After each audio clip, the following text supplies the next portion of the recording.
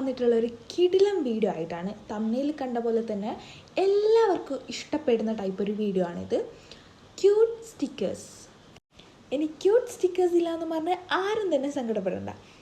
നമ്മൾ പിൻട്രസ്റ്റിൽ നോക്കിയിട്ടോ അല്ലെങ്കിൽ ഏതെങ്കിലും റെഫറൻസ് എടുത്തിട്ട് നമുക്ക് ഇഷ്ടമുള്ള ചിത്രങ്ങൾ ഔട്ട്ലൈൻ ചെയ്തെടുക്കുകയാണ് ഫസ്റ്റ് വേണ്ടത്. നിങ്ങൾക്ക് ഫോൺ വെച്ച് ട്രേസ് ചെയ്തെടുക്കാനും പറ്റും. ഇവിടെ ഞാൻ സ്വന്തം തന്നെ വരയ്ക്കുകയാണ് ചെയ്യുന്നത്. അപ്പോൾ നമുക്ക് ഇഷ്ടമുള്ള കുറച്ച് ഡിസൈൻസൊക്കെ ആദ്യം തന്നെ വരച്ച് വെക്കാം. എന്നതിന് ശേഷം നമ്മൾ കളർ കൊടുക്കുകയാണ് ചെയ്യേണ്ടത്. കളർ കൊടുക്കുമ്പോഴാണ് കുറച്ചുകൂടെ ഭംഗിയാവുന്നത്.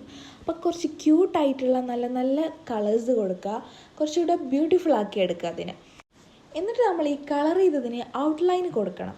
എന്നാൽ മാത്രമാണ് ഒരു 3D എഫക്റ്റ് കുറച്ചുകൂടെ ഭംഗി കിട്ടുള്ളൂ. നിങ്ങൾക്ക് ഇതിൽ കാണാൻ പറ്റും. ആ ഒരു ഔട്ട്ലൈൻ കൊടുക്കുമ്പോഴാണ് ഇത് കുറച്ചുകൂടെ ഭംഗിയാക്കി എടുക്കുന്നത്. അപ്പോൾ ഈ വരച്ച് വെച്ച എല്ലാത്തിനും ഞാൻ ഔട്ട്ലൈൻ കൊടുക്കുന്നുണ്ട്. ഒരു ബ്ലാക്ക് ജെൽ പെന്ന് കൊണ്ടാണ് ഇത് കൊടുക്കുന്നത്. എന്നിട്ട് നമ്മൾ ഓരോന്നായിട്ട് കട്ട് ചെയ്തെടുക്കുക. അതിൻ്റെ ഒരു ഷേപ്പ് അനുസരിച്ച് കട്ട് ചെയ്തെടുക്കുക.